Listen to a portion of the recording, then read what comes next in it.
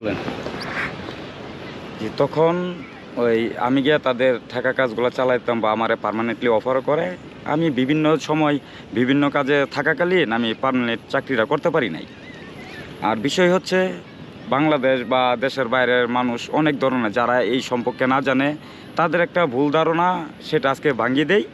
বিষয় হচ্ছে মানুষে বলে যে পোস্টমর্টম করলেই নাকি তাদের শরীরের বা ভিতরের যা আছে সব কিছুই এই লাংস, ফুসফুস, লিভার, এই চোখ, তারপরে হচ্ছে মাথার ব্রেন, ঠিক আছে, খাবার খাবার যে পাকস্থলী, ওগুলা সব কিছুই নাকি মেডিকেল রাইখা দেয়, কিন্তু আসলে সম্পূর্ণ ভুল। যেমন আমাদের জ্বর উঠলে দেখা গেছে ডাক্তারের কাছে যাই, প্যারাসিটামল দেয়। পেট ব্যথা করলে ডাক্তারের কাছে গেলে ডাক্তারে যে পেট ব্যথার বড়ি দেয়। এটা আসলে বিষয়টা তো পোস্টমর্টমের ক্ষেত্রেও তাই। যখন একটা ফাঁসি নিয়ে লুক মারা যায় তখন তার গলাগুলা পরীক্ষা করা হয়। যেমন একজনের যদি বিষ খায় মৃত্যুবরণ করে তখন তার পাকস্থলী টেস্ট করা হয় যে সে কি আসলেই বিষ খাইছে না তাকে অন্যভাবে মৃত্যুবরণ করা হয়েছে। তো সাধারণ মানুষকে এতটুকুই বলবো যে আপনারা গুজবে কান দেবেন না। এই মেডিকেল মর্গে স্বাভাবিকভাবে যে তদন্তটা হয় এটা সঠিক। কোনো কিছু একটা মৃত্যু মানুষ যখন মারা যায় তার কোনো কিছু কাজে লাগে না। এটা হচ্ছে বড় কথা যে আসলেই একটা মানুষ যখন মৃত্যুকালীন করে তাদের ইমান আমল সব কিছুই তার সাথে জায়গা। আর এগুলো রাখার তো কোনো প্রশ্নই আসে না। মরা মানুষের জিনিসদের যদি কাজ হইতো তাহলে তো মনে করেন যে মানুষ আর গোরস্থানে বা দাফন করতে দিত না। সবাইকে একটা না একটা এই মেডিসিনের মাধ্যমে বা ফরমালিনের মাধ্যমে তাদেরকে একটা এই চিরস্থায়ী করে এরা দুনিয়ার বুকে রেখে দিত।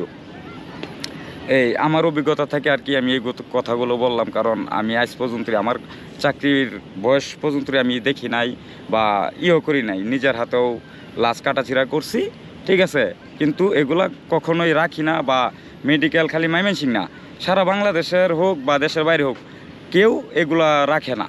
মানুষ যে সাধারণ মানুষ অনেক ভুল বুঝন্তি করে যে অনেকে পোস্টমর্টম করতে দেয় না, যে আমাদের মৃতদেহের সব কিছু রাখিয়ে দিব। এগুলা জাস্ট আইনগতভাবে যাতে তার যে মৃত্যুবরণ করে সে যেন তার আত্মীয় স্বজনের যেন এই সঠিক বিচারটা পায়, এই জন্য ময়নাতদন্ত, এর বাহিরে আর কোনো কিছুই না।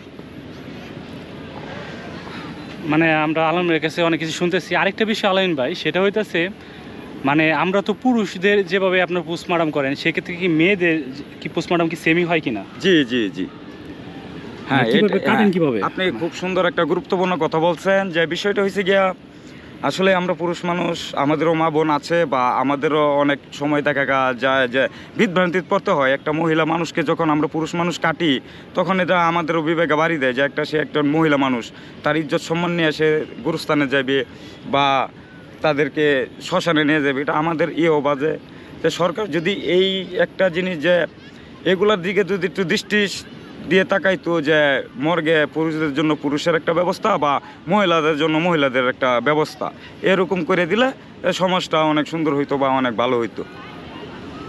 আরেকটা ব্যাপার, মানে এই যে লাশ যে আপনি কাটেন পুরুষরা বা মহিলারা যেভাবে লাশ কাটেন এটা কি সেম একই মানে প্রসেস মেয়েদের ক্ষেত্রে?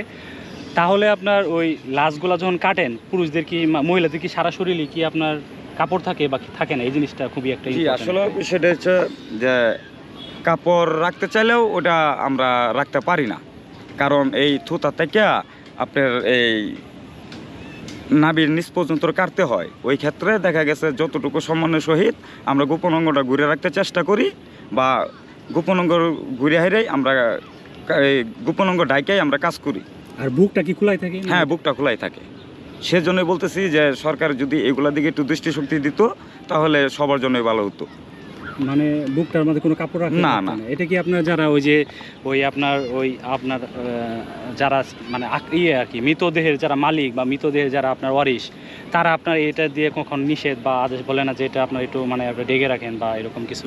ওইটা আসলে যে ওনারা বললেও ওইটার প্রসেস যখন আমরা মর্গে অপারেশন থিয়েটারে ঢুকাই তখন এই ডাক্তার বা আমরা ডুমেরা ছাড়া আদার্স আর কেউ ওখানে প্রবেশ করতে পারে না। কিন্তু তদন্তের ক্ষেত্রে পোস্টমর্টম ক্ষেত্রে এই বুক পেট এগুলো খোলাই রাখতে হয়, কিচ্ছু করার নাই।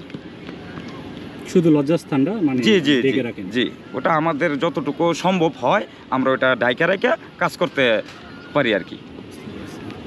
তো এইখানে আপনার এই যে কত বছর ধরে আছেন আলামিন ভাই? জি, আমি চাকরি করতেছি প্রায় এই ময়মনসিংহ মেডিকেল কলেজে না, আমি সদর থানাতে সদর থানাতে আনা নেওয়া প্রায় আমার 16 বছর।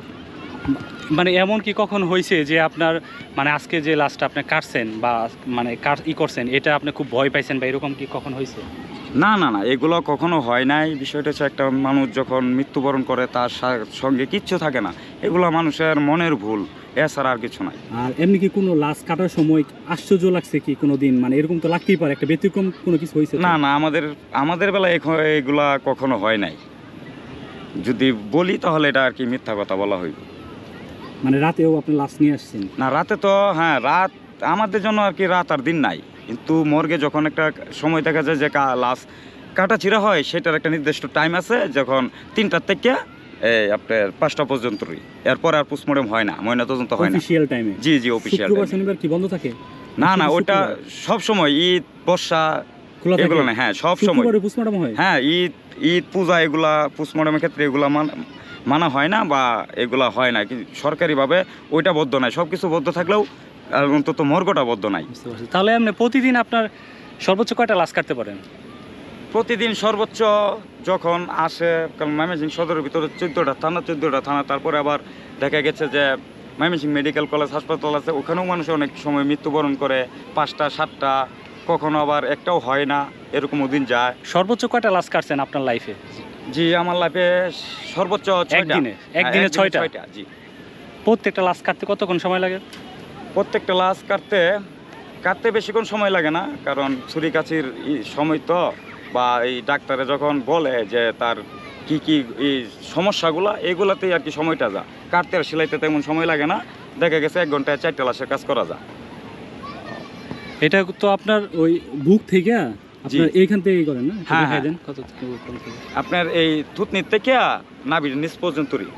মানে দুই ফাইরা ফালান জি জি। পরে এখানে যে ভাই বলে বিচারা রিপোর্ট, বিচারা রিপোর্ট কি আপনার ওই যে নারী বোর্ডের থেকে? নারী বুড়ি থেকে না, বিশারা রিপোর্ট হচ্ছে এই যে ওইটাই বললাম যে মানুষের কিছু কিছু মানুষ যারা সাধারণ মানুষ জানে না, তারা বলে সব কিছু রেখে দেয়। আচ্ছা। বিশারের ক্ষেত্রে দেখা গেছে একটা লোক শরীরে স্পট নাই, কিন্তু তার মৃত্যু হয়েছে, আসলে সে যে কোনোভাবে সে মৃত্যু হয়েছে, যে তার পিছনে তো কোনো কারণ আছে। হ্যাঁ। ওই কারণটা নির্ণয় করার জন্য দেখা গেছে শরীরে কিন্তু স্পট নাই, কিন্তু লোকটা মারা গেছে কিভাবে, তখন আমরা ওই কিছুটা 100 গ্রামের মতো লাঞ্চ, তারপরে এই আপনার হার্ট আর গিয়া হচ্ছে ফুসফুস, এই 3টা জিনিস রাখা হয়। তাও সম্পূর্ণ না, কিছু পরিমাণের স্যাম্পল হিসাবে? জি জি, স্যাম্পল হিসাবে কিছু পরিমাণের, প্রায় 100 গ্রামের মতো। হচ্ছে আপনার